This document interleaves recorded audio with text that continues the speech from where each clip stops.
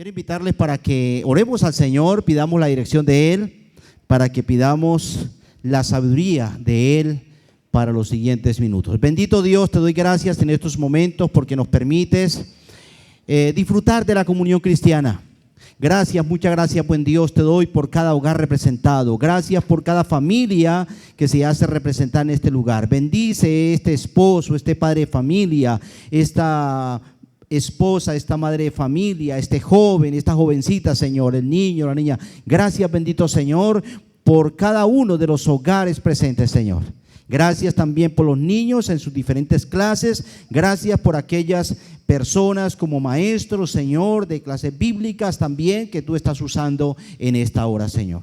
En estos momentos, Señor, cuando nos disponemos a estudiar tu palabra, bendito Dios, ruego que sea el Espíritu Santo, el autor de tu palabra, Señor, llevándonos a entender ese propósito original que el Espíritu Santo tuvo en el momento de inspirar a aquellos hombres, Señor, en la escritura de la misma, Señor. Oh Dios, guárdame de ir a imponer mis ideas, mis razonamientos, oh Dios, mis gustos, mis propias palabras, ya que mis palabras son inútiles. Lo que es útil es tu palabra, Señor. Y por eso, amado Señor, que sea tu palabra, Señor, la que se imponga, bendito Dios, y no las ideas del predicador, no los gustos del predicador, no la experiencia del predicador, sino tu palabra, bendito Dios. Habla a cada corazón, empezando por el corazón de quien habla, Señor. Te doy gracias, muchas gracias en Cristo Jesús. Amén y amén. Muchos en el Medio Oriente, ¿cierto? Especialmente en ese lugar, de allá surge, con el propósito de impedir de pronto o hacer mejor, vamos a decir, que su religión, sus creencias, sus convicciones se expandan, corra, se llena el mundo de eso. Muchos se llenan de explosivos su cuerpo y se convierten en bombas humanas, matando a veces decenas, a veces centenas de personas consideradas pues sus enemigos o quienes no comparten los principios de su fe, así equivocada, y lo hacen con el propósito de, muy especialmente, quienes hacen esto lo hacen con el propósito de asegurar mejor un destino eterno, un estado eterno, un estado de felicidad. Se enseña en esas creencias que quien haga eso, ¿cierto? Que quien se inmole, quien destruya a sus contradictores, quien asesine supuestos enemigos, entonces, y muera de esa manera, molado, lleno de explosivos, entonces va a encontrar recompensa eterna. Y bueno, algunas cosas como no solamente su felicidad eterna, sino hasta también placeres eternos. Otros piensan que la seguridad eterna, la felicidad eterna, la seguridad de ese estado eterno, de ese destino eterno, está en su fe religiosa, aparte de esa fe, en otra fe religiosa. Algunos piensan que la felicidad eterna, el estado eterno, el destino eterno lo asegura una persona con muy buenas obras, con ser muy bueno en la tierra. Sí, muchos piensan de esa manera. Algunos piensan que la seguridad eterna, el estado eterno de felicidad se asegura con unos ritos, con unos cultos, con unas misas, con unas ceremonias, con unos rezos, y con eso se asegura la felicidad eterna, el estado eterno de felicidad. Pero ninguna de estas cosas, sí, el estado o el destino eterno no depende de la fe religiosa, no depende de la moral, no depende de las buenas obras, no depende de pronto inclusive ni el guardar la ley. El estado eterno, la felicidad eterna de cada ser humano depende de la actitud, de la reacción que tenga hacia Jesucristo. Hacia Jesucristo, el nacido en Belén. Sí, ahí está. De eso depende, como dije, el estado eterno o el destino eterno de cada ser humano. De la manera como cada ser humano reaccione ante Jesucristo. ¿Qué actitud tiene ante Jesucristo? ¿Cuál es la reacción? ¿Cuál es la actitud? ¿Cuál es la decisión de cada ser humano, suya y mía, ante el Salvador, ante el nacido en Belén, el Rey de los judíos? Eso es muy importante eso. Aunque algunas de las cosas, digo algunas porque lo primero que dije en cuanto a inmolarse, todo eso es contrario a los principios de la vida, de la palabra del Señor. Pero el ser moralmente bueno es algo bueno en este mundo, pero no es algo que trae garantía, que trae seguridad de destino eterno. Pero la manera como usted actúe frente a Jesucristo, reaccione frente a Jesucristo, decida por Jesucristo, eso sí, de ahí dependerá su felicidad eterna y la felicidad eterna de cada ser humano. En este mes hemos estado hablando acerca de la encarnación de Cristo, del nacimiento de Cristo. El primer domingo de este mes, en estos horarios de la mañana, estuvimos hablando acerca de esas profecías que el Antiguo Testamento Dios usó a hombres para predecir que el Mesías, el Salvador, llegaría. Luego estuvimos estudiando un poco acerca de el propósito de ese nacimiento, encarnación de Cristo. Hoy hablamos un poco acerca de la reacción. ¿Cómo reacciona el ser humano ante Cristo? Ante el nacimiento de Cristo, ante la persona de Jesucristo. En San Mateo capítulo 2 podemos ver algunas de las reacciones, algunas actitudes de algunos personajes ante Cristo, que ahí se presenta como el Rey de los judíos. Nació el Rey de los judíos. Les invito a que abran sus Biblias entonces en San Mateo capítulo 2 y ahí encontraremos las actitudes de algunos personajes, las reacciones ante Cristo de algún grupo de personas, unas personas. ¿Cómo reaccionaron ante Jesucristo? ¿Cómo reaccionaron ante el nacido en Belén? Que son reacciones, son actitudes que hoy día se repiten también en la humanidad. Y usted debe evaluarse, examinarse. ¿De qué manera está actuando ante Jesucristo? ¿Cómo está reaccionando ante el Salvador? ¿Cuál es su actitud ante Jesucristo? Porque de pronto puede verse identificado con alguno, o no de pronto, se va a ver identificado con alguno de esos personajes, que vamos a estar mirando.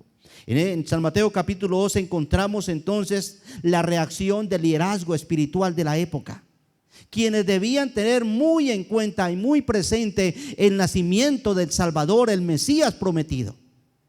Miraremos también del pueblo común y corriente cómo reaccionó cuando oyó la noticia que el Salvador, que el Mesías había nacido.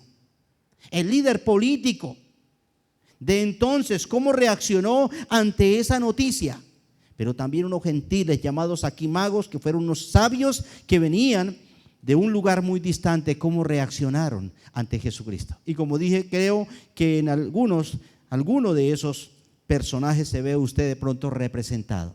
Espero que no sea en los primeros. Primeramente entonces miraremos al liderazgo espiritual de la época, a los sacerdotes y escribas. La reacción, los sacerdotes y escribas reaccionaron de manera indiferente ante la llegada del Mesías. Reaccionaron con indiferencia ante Jesucristo. Oyeron que Cristo había nacido, que el Mesías había llegado, y su actitud fue de indiferencia total. Y me llama mucho la atención en cuanto a esto, y empiezo con ellos porque que de pronto quien ocupara el trono en ese momento, que no era ni judío, como lo vamos a ver, reaccionara como reaccionó, es entendible un poco, pero que los encargados de estudiar la palabra, de liderar, de modelar la obediencia a la palabra, de investigar la profecía, reaccionaran con indiferencia ante el nacimiento de Cristo, es algo que me llama la atención. Los sacerdotes y escribas, dice la palabra del Señor en San Mateo capítulo 2, el versículo 4 especialmente. Vamos a leer del versículo 1. Cuando Jesús nació en Belén de Judea, Jesús el Salvador, el nombre que había sido colocado por el ángel antes de su nacimiento, también aquí en el capítulo anterior. Cuando Jesús nació en Belén de Judea, En días del rey Herodes, vinieron del oriente a Jerusalén unos magos, diciendo: ¿dónde está el rey de los judíos que ha nacido? Ha nacido el rey de los judíos, el Mesías, el Salvador. Porque su estrella hemos visto en el oriente y venimos a adorarle. Oyendo esto, el rey Herodes se turbó y toda Jerusalén también se turbó con él. Versículo 4. Convocados todos, no algunos, todos los líderes espirituales del pueblo de Israel, todos los encargados y responsables de estudiar la ley de Dios, la palabra de Dios, todos los encargados de liderar la parte espiritual, de enseñar la palabra de Dios al pueblo, convocados todos los principales sacerdotes y los escribas, sacerdotes y escribas del pueblo, todos. Les preguntó Herodes dónde había de nacer el Cristo. Y ellos sabían, conocían, porque dice el versículo 5 que ellos no titubearon. Ellos con certeza inmediatamente respondieron. Conocían las profecías, la palabra de Dios. Ellos le dijeron: en Belén de Judea. Porque dice el versículo: porque así está escrito por el profeta. Y le citaron la palabra del Señor. Versículo 6. El profeta Miqueas decía: y tú, Belén, de la tierra de Judea, no eres la más pequeña entre los príncipes de Judá, porque de ti saldrá un guiador que apacentará a mi pueblo Israel. Sabían plenamente este grupo de personas. Los sacerdotes, los escribas, eran los responsables principalmente de enseñar la palabra de Dios al pueblo. Eran los responsables de estudiar la palabra de Dios y enseñarla al pueblo. Eran los responsables directos de modelar, de dar ejemplo en la obediencia a la palabra de Dios, dar ejemplo al pueblo. Pero también eran responsables los sacerdotes y escribas también de velar, vamos a decir, de alguna manera estar muy pendientes del cumplimiento de la palabra de Dios, de las profecías, y muy especialmente cuando se trataba del Salvador, del Mesías, de Cristo. Para ellos el libertador, sí. Pero mire que los sacerdotes y escribas que conocían las profecías de la llegada del Mesías, aquí conocían. Cuando el rey Herodes los investiga o les pregunta, ellos no dudan, ellos inmediatamente le responden. Ellos conocían el lugar donde nacería el Cristo. Ellos sabían que nacería de una virgen. Conocían muy bien que vendría o nacería de la descendencia del rey David y muchas otras profecías. Lo conocían ellos. Muchas profecías. Pero estas personas que eran los líderes espirituales, sacerdotes y escribas, notemos la indiferencia. Aunque saben responder porque conocen doctrina, conocen teología, son completamente indiferentes. Conocían las profecías del nacimiento del Salvador, del Mesías, pero a partir del versículo muy especialmente, en el versículo 7, cuando Herodes continúa precisamente hablando con los sabios magos, y el versículo 9, cuando ellos se van, ninguno de ellos mueve un dedo para acompañar a aquellos personajes que de un lugar muy distante venían, para tratar de investigar dónde estaba el cumplimiento de la profecía de la palabra del Señor. Responden con total indiferencia ante esa gran noticia que la profecía del Antiguo Testamento se había cumplido. Porque claramente en los versículos 1 y 2, especialmente el versículo 2 dice: ¿dónde está el rey de los judíos que ha nacido? Ellos no llegan a preguntar: ¿ha nacido el rey de los judíos? No, ha nacido. Pregúntale: ¿dónde está? No está preguntando: ¿ya nació? ¿Dónde está? Lo muy normal de los estudiosos de la palabra del Señor, de la profecía bíblica, era que de una vez se sorprendía: ¿cómo así? ¿Ya nació? ¿Ya se cumplió la profecía? Uy, vamos, los acompañamos. Nosotros vamos con ustedes a ver dónde está, porque a nosotros también nos interesa. No. totalmente indiferentes. Sabían que llegaría un Salvador. Hay noticia que llegó el Salvador. Hay noticia que llegó el libertador.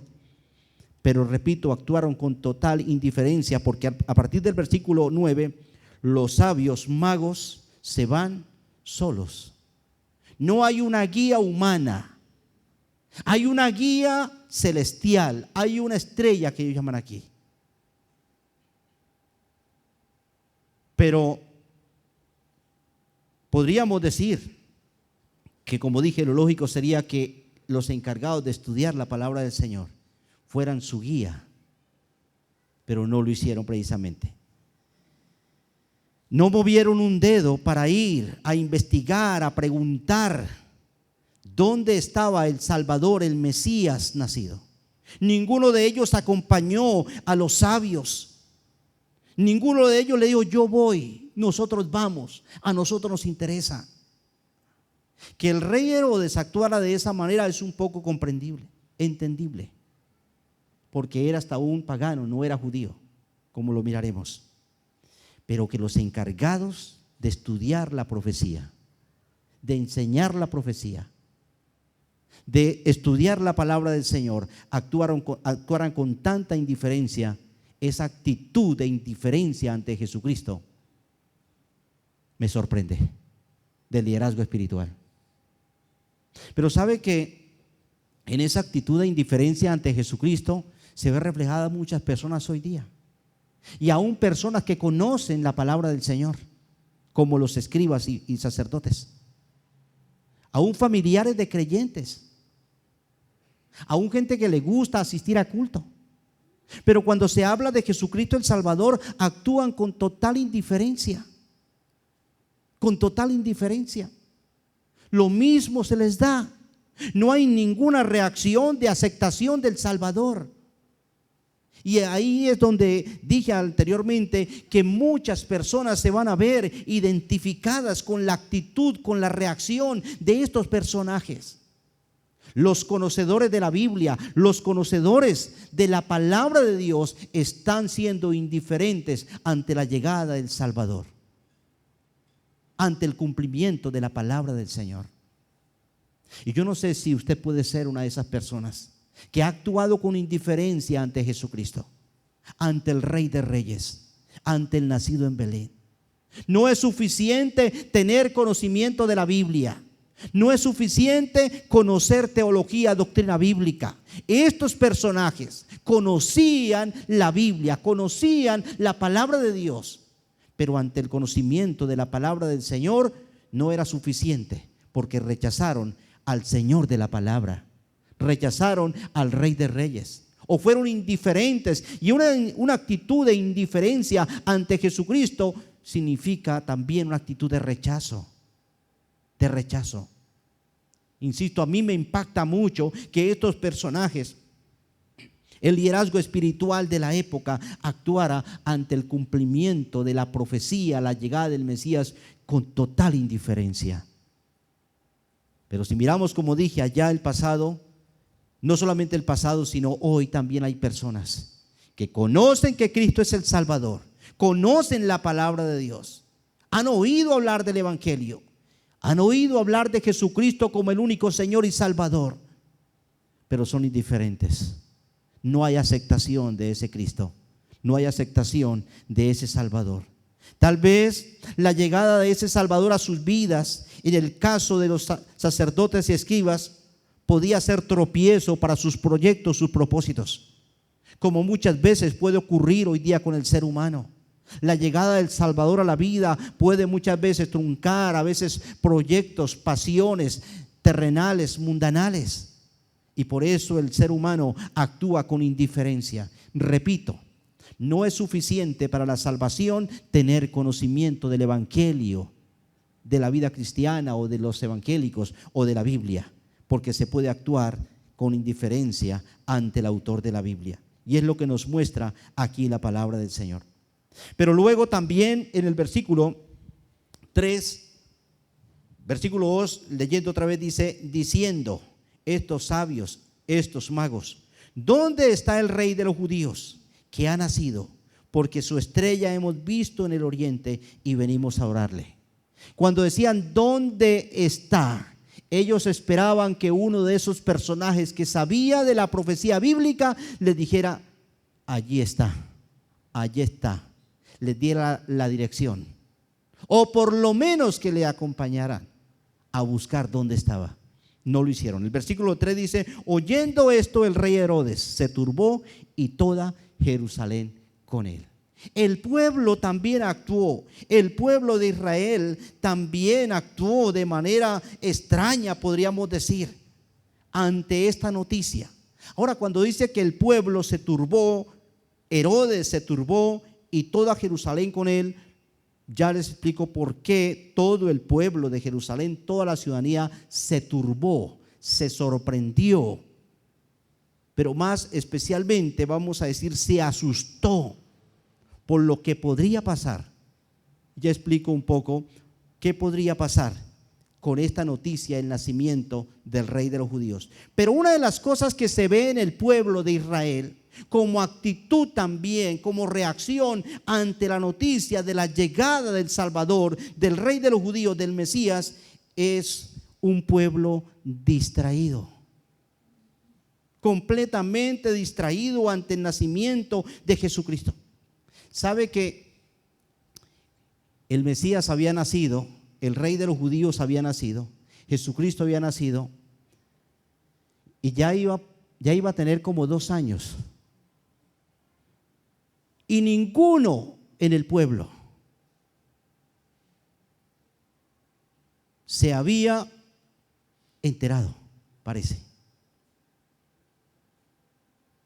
Ninguno, repito, ni el liderazgo espiritual. ¿Por qué digo que iba a tener como 2 años? Bueno, eso es importante. Dice la palabra del Señor, bueno, por algún contexto, dice el versículo 11 del mismo capítulo, dice: y al entrar los sabios magos en la casa. Normalmente en el pesebre ahí están ¿qué? Los magos, ¿no? No, los magos no estuvieron en el pesebre, fue los pastores. Si usted tiene pesebre y tiene los magos allá, sáquelos cuando llegue a la casa. Los pastores fueron los que fueron al pesebre. Los magos, dice, al entrar en la casa, los magos no fueron al pesebre. Cuando ellos llegaron fue a la casa, a una casa, dice el versículo. Por otra parte, en el versículo 16, el líder político que entró en celo, como vamos a explicar ahorita, celo de autoridad, de liderazgo, cuando no pudo encontrar, cuando se vio burlado por los magos, mandó asesinar a todos los niños menores de 2 años. Dice que de acuerdo al tiempo de la aparición de la estrella, ellos venían de un lugar muy distante, no en avión, más de 1.600 kilómetros, tal vez a pie, lo más probable fue en camello, tal vez un viaje no de semanas sino de meses y posiblemente de años.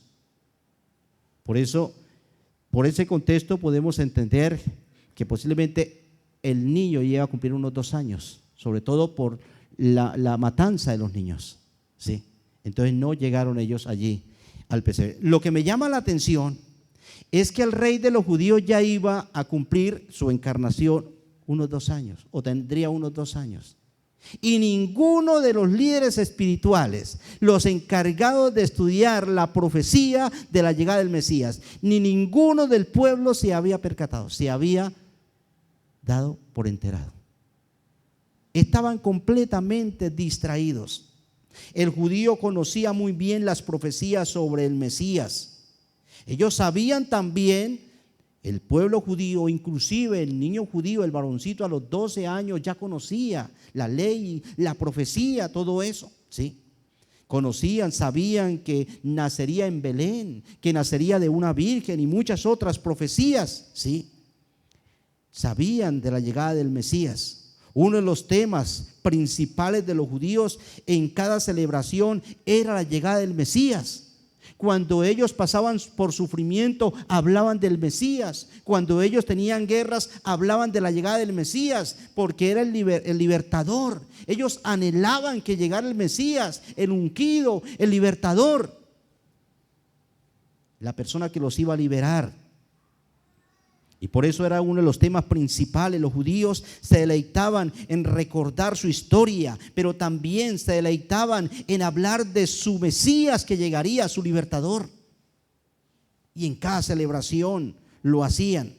Les encantaba eso. Los judíos conocían entonces las profecías, los anuncios de la llegada del Mesías. El pueblo judío sabía, pero estaban completamente distraídos en otras cosas, que su llegada pasó desapercibida. Nadie sabía. Ninguno, ni el liderazgo ni de los miembros del pueblo condujo, dirigió, guió a estos gentiles que venían de ese lugar tan distante donde estaba el Mesías. Nadie sabía. Iba a cumplir 2 años o tal vez 2 años y nadie sabía. Y aunque conocían este tema, sí. Creo que esa distracción, y permítame hacer una aplicación aquí, hermanos, porque creo que la distracción, el que el pueblo estuviera tan distraído, creo que eso forma parte de la estrategia de Satanás para alejarnos muchas veces de la palabra de Dios, para alejarnos de la comunión con Dios, sí, de la comunión con el Señor. Creo que muy parecido, sí. Mire que es muy parecido a la espera de Cristo Jesús hoy. Hoy día sabemos que Cristo Jesús viene por la iglesia. Yo creo que no hay creyente que no conozca estas promesas, pero se espera a Cristo. El pueblo judío conocía la llegada que llegaría, que había sido prometido un libertador, el Mesías, pero ¿le esperaban? No le esperaban. Conocían las profecías, pero no le esperaban. Y aunque aparentemente le anhelaban, no le anhelaban porque no le esperaban. Llegó el Salvador y nadie se enteró. Llegó el Mesías y nadie se enteró. Y yo aplico esto, mis hermanos, hoy día, como dije, a las promesas de la venida del Señor por nosotros. Conocemos las promesas de la palabra del Señor, pero hay tanta distracción. Estamos tan distraídos en tantas cosas, ¿sí?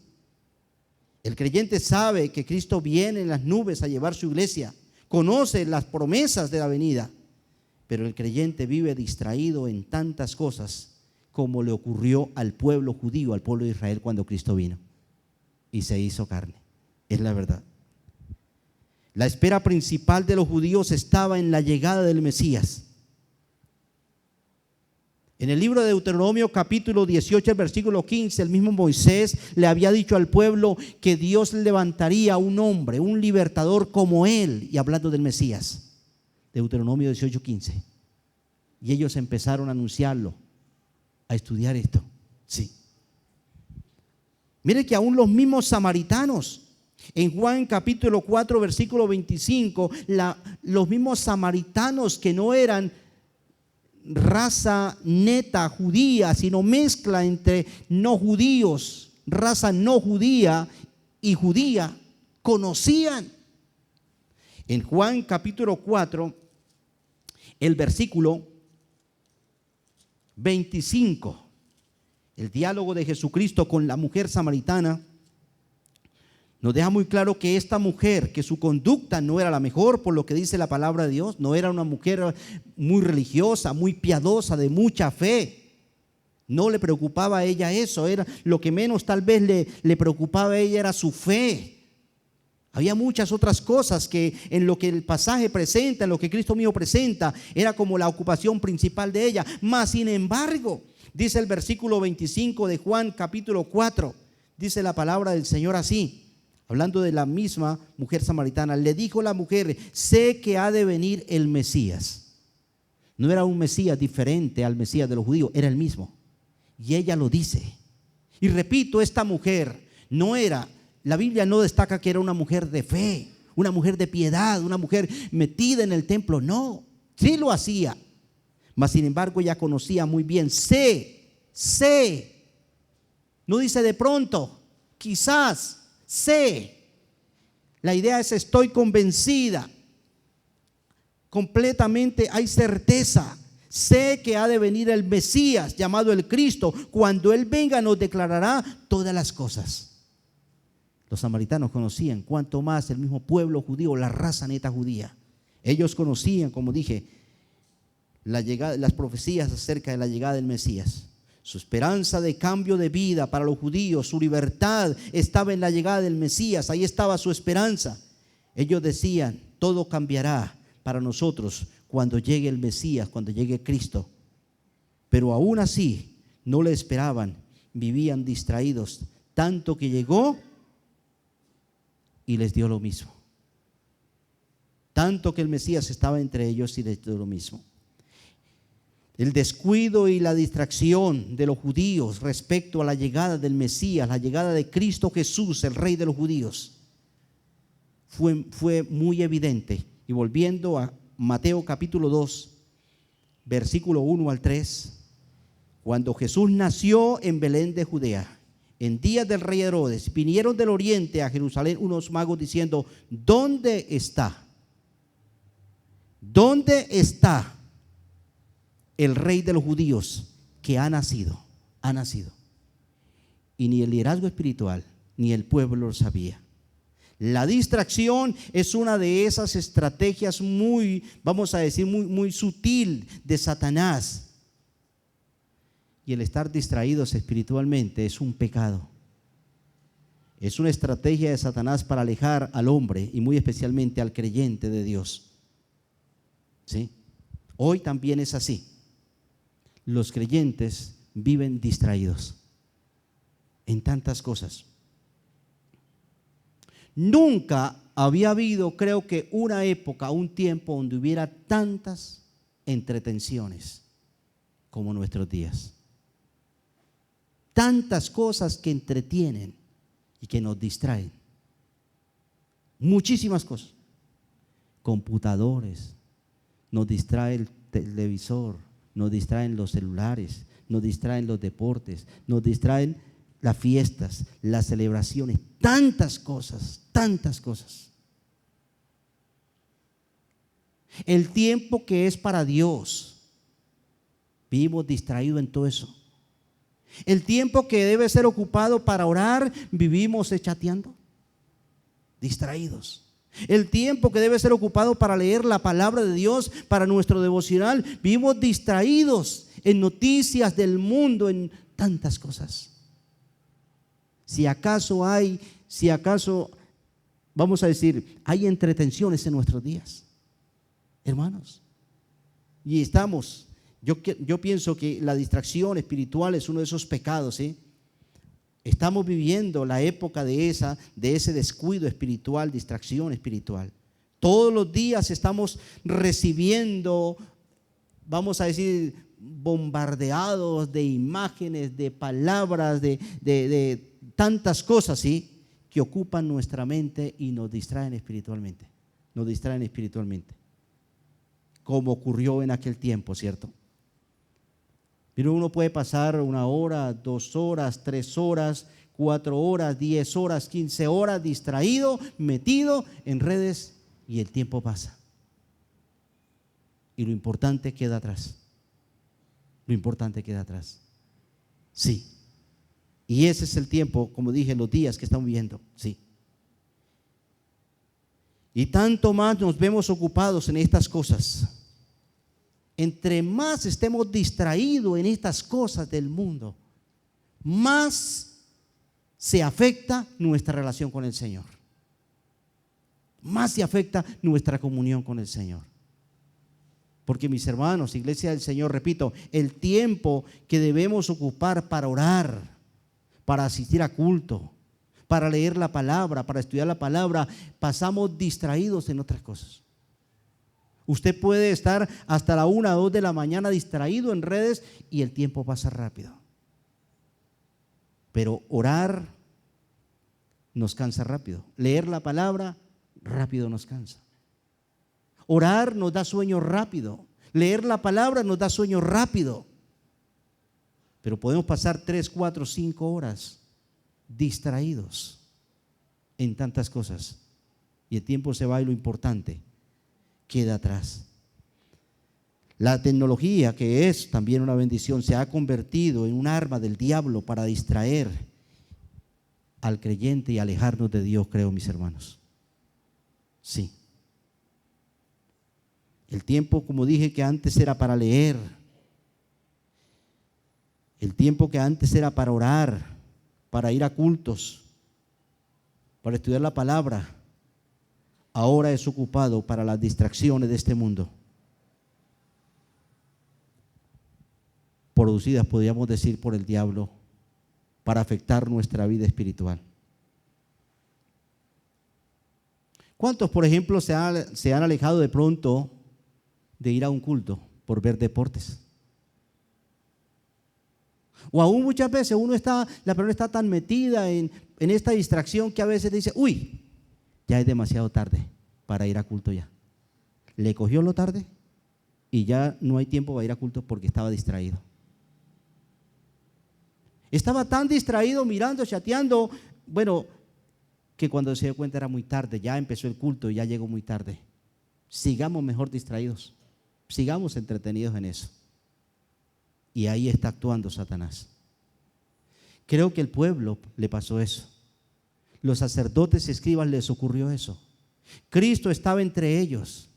La palabra de Dios estaba cumpliendo. Y a ninguno le interesaba. Todos distraídos. En otras cosas, en otras ocupaciones, sí. Y yo no sé si me atrevo a decir, sí, tal vez Jesucristo también va a llegar así como en ese tiempo llegó y nadie se dio cuenta. Va a llegar por su iglesia. Y la iglesia está tan distraída en tantas cosas que no se queda el creyente porque esto es totalmente obra de Dios. Pero si fuera, por el creyente se quedaría.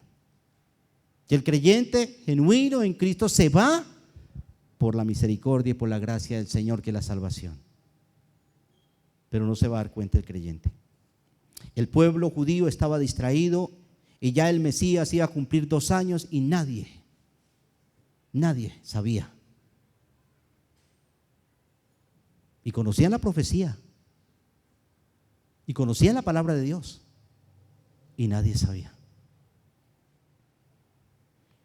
Pero vamos a mirar otro personaje. No solamente los sacerdotes y escribas actuaron con indiferencia, el pueblo de Israel totalmente distraídos en tantas ocupaciones, en otras cosas.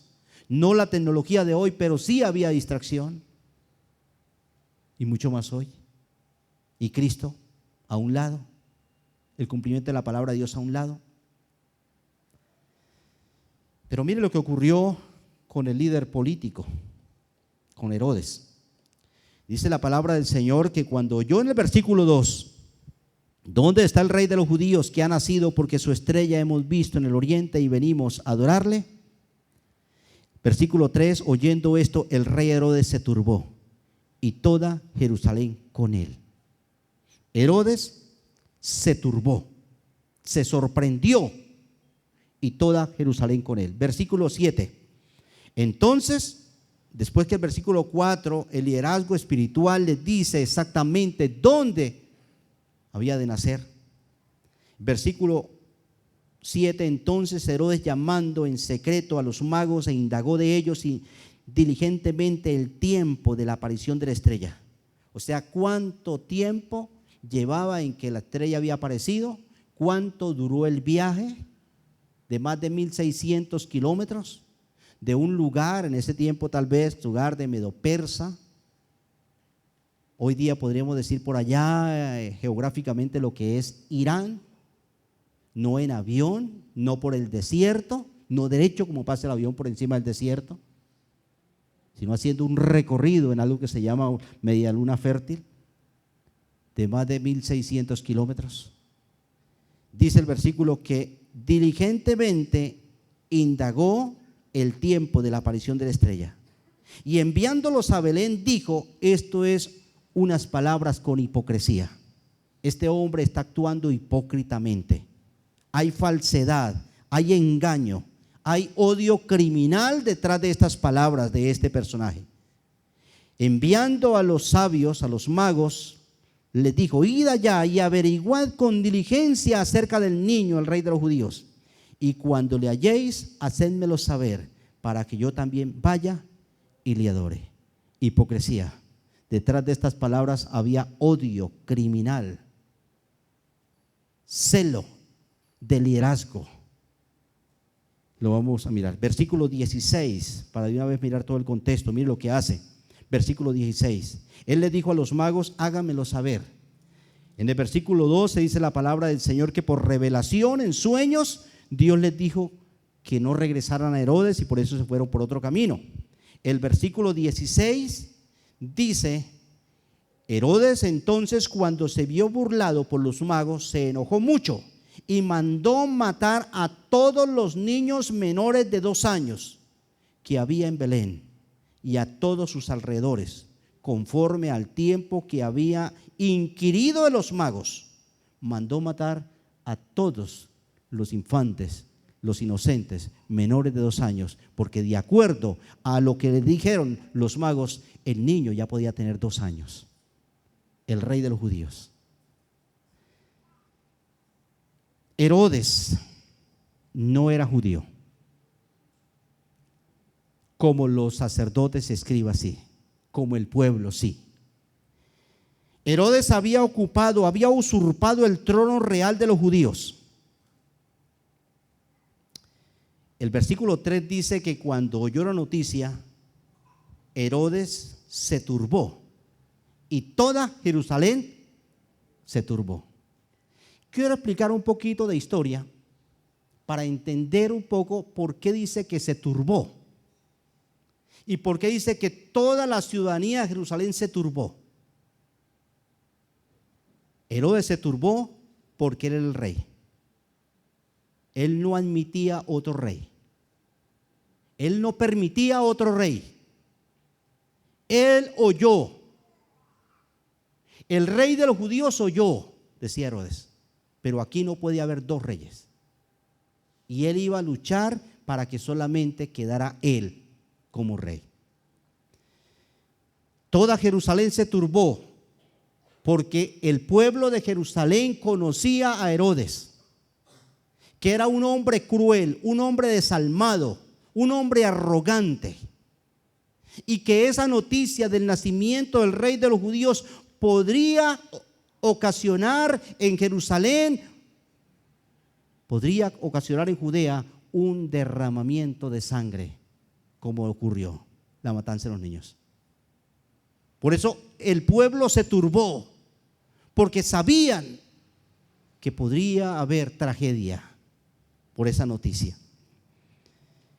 Como dije, Herodes no era judío, era idumeo, era de Edom. Pero por allá en el año 63, antes del nacimiento de Cristo, los romanos, el imperio romano había, vamos a decir, cautivado, se había posesionado de Judea y habían empezado a subyugar realmente a los judíos, ¿sí? En ese tiempo, el papá de Herodes, Antípater, fue nombrado procurador de Judea, ¿sí? De toda Judea. Y él con esa autoridad nombró a su hijo Herodes como tetrarca, como rey de Judea. El papá de Herodes, pues, con astucia habló ante los romanos para que esto ocurriera. Pero mire, Herodes era un hombre cruel. Este Herodes, como no era judío, los judíos no estaban de acuerdo que sobre ellos reinara uno que no era judío. Entonces, para tratar de suavizar un poquito las cosas, dijo: pues me voy a casar con una mujer, ¿adivina dónde? Judía. Y para tratar de suavizar un poquito las cosas, dijo: los judíos no me quieren a mí porque no soy judío. No me aceptan como rey porque no soy judío, rey de ellos. Voy a casar con una mujer judía, y especialmente una mujer que tenga ascendencia real. Y se casó con una muchacha que se llamaba se llamó Mariana. Pero Herodes siempre estuvo muy celoso de que alguien, como no era judío, y los judíos no estaban de acuerdo con él como rey, cualquier intento de sublevación, de rebeldía, de golpe de estado, él de una vez lo castigaba con muerte. De una vez. Todo. Con la esposa tuvo 3 hijos. La esposa era familiar de la última, precisamente era miembro de la última familia, ascendencia de la última familia que habían sido los reyes de Israel. Y ese hombre, como ella venía de descendencia judía, de descendencia real, empezó a matar a todos los familiares. Primero mató al hermano de ella. Luego mató al tío de ella. Luego mató al abuelo de ella, porque era de la familia real. Y él decía, hay que acabar con toda la familia real. Luego mató a los 3 hijos que habían tenido con ella. Y luego la mató a ella también. Porque todo lo que le olía a él a reinado, vamos a decir, de una vez lo turbaba. ¿Se dan cuenta por qué cuando los magos le dijeron, nació el rey de los judíos, toda Jerusalén se turbó? ¿Qué va a pasar ahora acá? ¿Qué va a pasar? Dice la historia que este hombre era tan malo, como no lo querían, que unos días antes de la muerte mandó encarcelar a personas muy reconocidas de Jerusalén y dio órdenes que el día que él muriera mataran a todas esas personas que tenían encarceladas, que eran reconocidas de Jerusalén, para asegurarse que el día de su muerte toda Jerusalén llorara. No por la muerte de él, sino por los otros, pero estaban llorando. Por eso dice la Biblia que oyendo el rey se turbó y toda Jerusalén se turbó. ¿Qué va a pasar ahora? ¿Qué va a pasar? Por eso Herodes,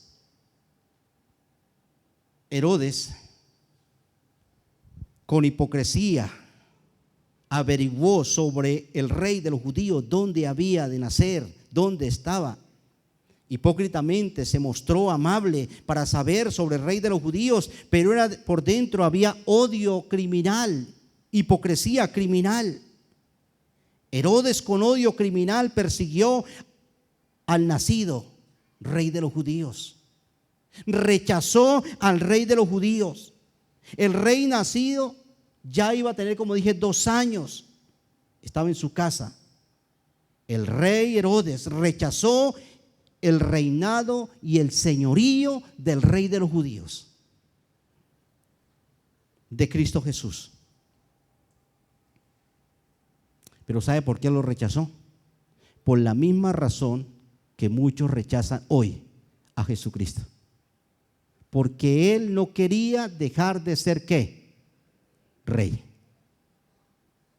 Porque él era señor de su vida y no quería dejar de ser señor de su vida. Y es la misma razón por la cual muchos hoy día rechazan a Cristo. Porque son los reyes de su vida. Porque son los señores de su vida.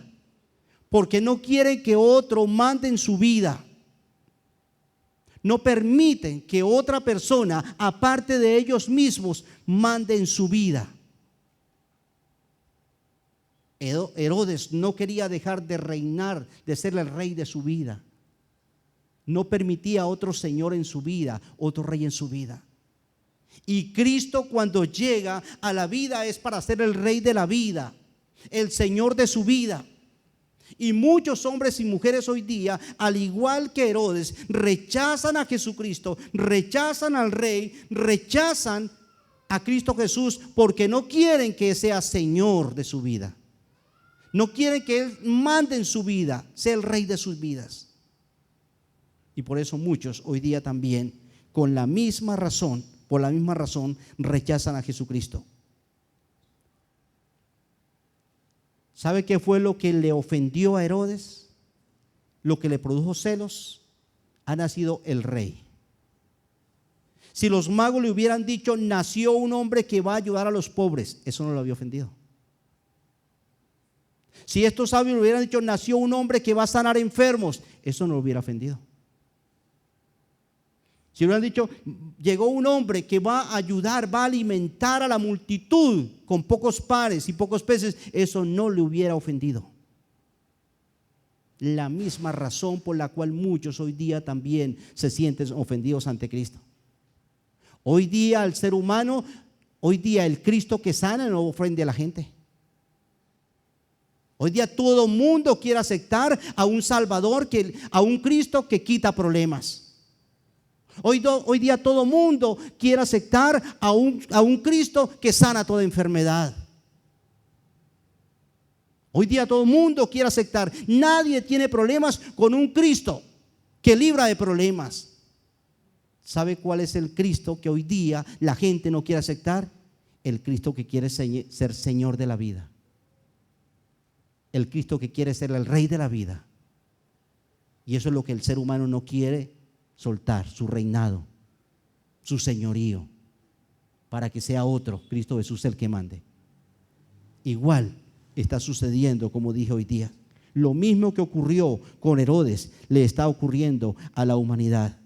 Y no sé si ese sea su caso también. Herodes le rechazó porque él dijo, yo no voy a dejar de ser el rey. Yo no voy a dejar de mandar. Yo quiero ser Señor. Y que otro venga a mandarme, no. Y Cristo pide ser el Rey de la vida. Pero al final encontramos a estos sabios magos adoradores de Cristo. Los sabios magos adoraron a Cristo. El liderazgo espiritual fue indiferente. El pueblo distraído. Herodes le rechazó y los sabios magos le adoraron. Este término mago no es el término con el mismo significado, connotación de hoy, del brujo, del hechicero, del curioso. No. No es el mismo uso de hoy, latino o colombiano. Cuando hablamos del mago, el que hace trucos, ¿cierto? En la televisión, que de un sombrerito, bajo un sombrero sale un conejito o una palomita. No, ese no es el mismo uso, ¿sí? Este término mago aquí habla de hombres, bueno, no judíos que vivían lugar muy distante, sí, pero es una palabra especialmente para referirse a hombres sabios, a hombres. Esta palabra mago, sí, aquí tiene significado, sí, no el uso de hoy, ¿cierto? Sino para referirse a personas sabias, una tribu de los medos, sí, que se desarrollaban su habilidad, vamos a decir, en la astronomía, en la ciencia. Eran unos discípulos distantes de Daniel. El profeta Daniel estuvo allá mismo y a él también se le llamó uno de esos sabios magos. Por ejemplo, el capítulo 1, versículo 17 en adelante habla de eso. Capítulo 2, versículos 13 y 14 habla de esos sabios que en aquella ocasión que el rey iba a matar porque no le interpretaron el sueño. Esos sabios eran precisamente, esos magos pertenecían a ese grupo al cual perteneció Daniel, el profeta Daniel allá. En el libro de Daniel, capítulo 1, capítulo 2, habla de eso, capítulo 3, sí. A ese grupo, personas, vamos a decir, sabias, inclusive estas personas, este grupo de personas, muy especialmente eran usadas, por ejemplo, para ungir los reyes, los consejeros de los emperadores, de los reyes. A ellos se les llamaba precisamente, a eso se refiere. Los sabios magos entonces se propusieron adorar al rey. El versículo 2 dice: ¿dónde está el rey de los judíos que ha nacido? Porque su estrella hemos visto en el oriente. ¿Y qué? ¿Cuál es el propósito de ellos? ¿Cuál? Venimos ¿a qué? No tanto a conocerle, no tanto a mirarle, venimos a adorarle. Ellos tenían el propósito firme de adorar al Rey de los judíos, de adorar al Mesías, de adorar a Jesucristo. Venimos a adorarle. Por eso hicieron un viaje muy largo del oriente a Jerusalén. Ya dije, más de 1600 kilómetros, tal vez a lomo de camello, de caballo, posiblemente de camello, ¿cierto? Sí. Un viaje de meses, posiblemente de años, porque su propósito era adorar al Rey, adorar a Jesucristo. Su inversión en salud fue grande. Su inversión en energía fue grande. Su inversión en viáticos, en posada, en comida, en gasto fue grande, grande. Pero no importaba porque ellos se habían propuesto adorar, venimos a adorarle. A pesar del viaje largo, a pesar de su inversión, a pesar de sus gastos, a pesar de la hipocresía, a pesar de la oposición, a pesar de la desinformación que había, porque llegaron buscando información y había desinformación, pero el propósito de ellos era venimos a adorarle. Qué bonito que la iglesia, el creyente, tuviera como propósito principal adorar a Dios. Si estoy con salud, mi propósito es adorar a Dios. Si estoy enfermo en una cama, que el propósito sea adorar a Dios. Si hay dinero, que el propósito sea adorar a Dios. Si no hay dinero, que el propósito sea adorar a Dios. Bien o mal, adorar a Dios. El propósito firme, nadie podía impedir lo que ellos se propusieron. Venimos a adorarle. Si nos dicen dónde está, venimos a adorarle. Si no nos dicen dónde está, lo buscamos porque venimos a adorarle. Es fácil adorar a Dios cuando las cosas van bien, cuando hay salud, cuando hay dinero. Es fácil adorar a Dios y darle gracias cuando hay prosperidad. Pero no es fácil adorar a Dios cuando hay muchas veces no prosperidad, sino lo contrario, dificultad. Pero el verdadero adorador dice, venimos a adorarle. Es el propósito. Ellos entonces se habían propuesto adorar al Rey. Por eso tomaron esa decisión, sí, a pesar del viaje, sus gastos. Estos sabios vinieron a adorar al Rey. No solamente habían propuesto, sino llegaron, venimos. Venimos. Hay que llegar a Cristo. Cristo dijo, venid a mí, todos los que estén trabajados. Vinieron con un propósito claro, firme, decidido a adorar al Rey. Vinieron a adorar al Rey. No los desanimó, como dije, la desinformación. No los desanimó los gastos, todo esto. Venían a adorar al Rey. Y vinieron a adorar, aunque no hubo ayuda, no hubo guía, no hubo orientación. Versículo 9 en adelante. Ellos, habiendo oído al rey Herodes, el criminal, el de odio criminal, habiéndolo oído, se fueron. Y aquí la estrella que habían visto en el oriente iba delante de ellos, hasta que llegando se detuvo sobre donde estaba el niño. Y al ver la estrella se regocijaron con muy grande gozo. Y al entrar en la casa, no en el pesebre, en la casa, vieron al niño con su madre María, y postrándose lo adoraron, y abriendo sus tesoros le ofrecieron presentes: oro, que era precisamente, ¿cierto?, el regalo para el rey, oro. Además de oro, incienso, que era el regalo para Dios. Reconocieron a Cristo como el Rey, como Dios, y mirra, que era el regalo para Cristo como el Salvador, como el Mesías Salvador. Vinieron a adorarle. Entonces los sabios magos, estos hombres sabios, ofrecieron adoración al Rey nacido, a Jesucristo. Se regocijaron al contemplarle, dice la palabra de Dios ahí en el versículo 9. Se regocijaron al verle. El gozo, la alegría de estar con Cristo. No hay gozo más grande, no hay alegría más grande de tener a Cristo, de estar frente a Cristo, de tener comunión con Cristo. Y es importante eso, ¿sí? se humillaron ante Jesucristo y le ofrecieron presentes. Le adoraron. Me llama la atención que el personaje central de esta historia, ¿no? El personaje central de esta historia no es Herodes. El personaje central de esta historia no es el pueblo judío, ni tampoco los escribas y fariseos, o los sacerdotes y escribas, ni siquiera los magos sabios, ni tampoco María. No, el personaje central de esta historia no es María. Y permítame decirle, el personaje central de esta historia es Cristo Jesús, porque siempre lo ha sido y lo será y debe ser. Ellos no llegaron a adorar a María, ellos llegaron a adorar al niño, al rey de los judíos. Y téngalo presente y permítame verlo. Inclusive no es casualidad como el autor sagrado presenta el orden de los nombres. El versículo 9, la última parte, dice que la estrella se detuvo donde estaba ¿quién?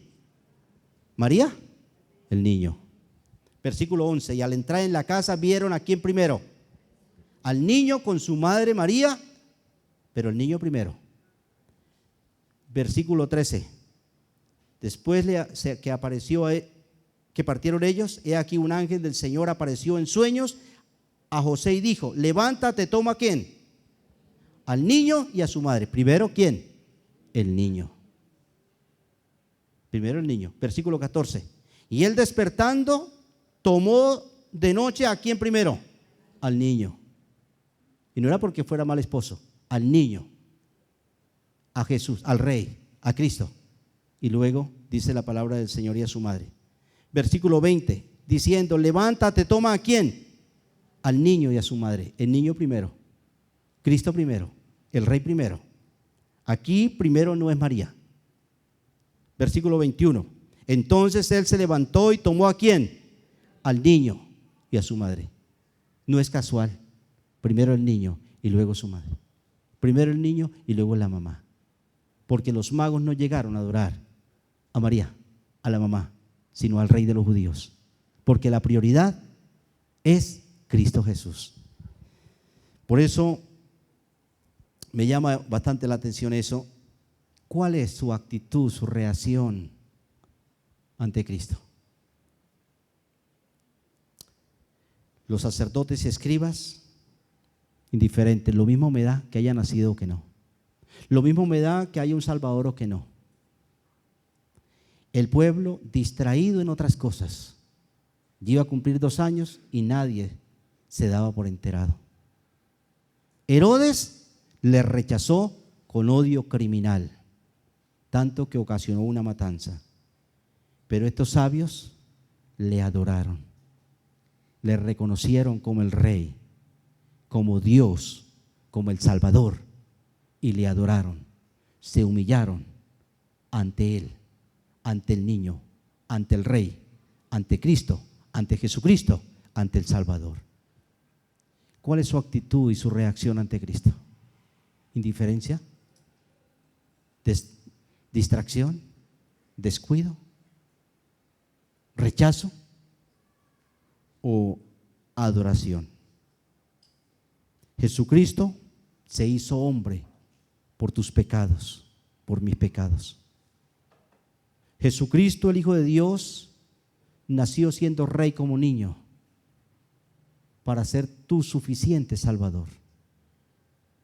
Debes reconocerlo por la fe como Salvador único y verdadero, y que su vida sea una vida de completa adoración. Reconócelo como el único Salvador, como el único Señor. Entregue el reinado de su vida a Él. No haga lo de Herodes, que dijo: mi reinado no se lo entrego a nadie. Entréguele el señorío de su vida a Cristo, que Él sí sabe gobernar y dirigir y reinar en su vida. Te doy gracias, poderoso Dios, por tu palabra, y quiero que obres, Señor, de manera especial en cada vida y en cada corazón. Oh Padre eterno, Creo que estas actitudes y estas reacciones ante ti, Señor Jesucristo, son tan comunes y corrientes hoy día también. Tantos hombres y mujeres actúan ante ti con indiferencia. Tantos hombres y mujeres actúan ante ti con distracción y descuido. Tantos hombres y mujeres actúan ante ti, Señor Jesucristo, con rechazo. Tal vez es un remanente, una minoría, los que se postran ante ti, te adoran y dicen: Señor Jesucristo, toma mi vida, reina en mi vida, sé el Señor de mi vida. Eres mi Rey, eres mi Dios, eres mi Salvador, eres mi Señor. Gracias, bendito Señor.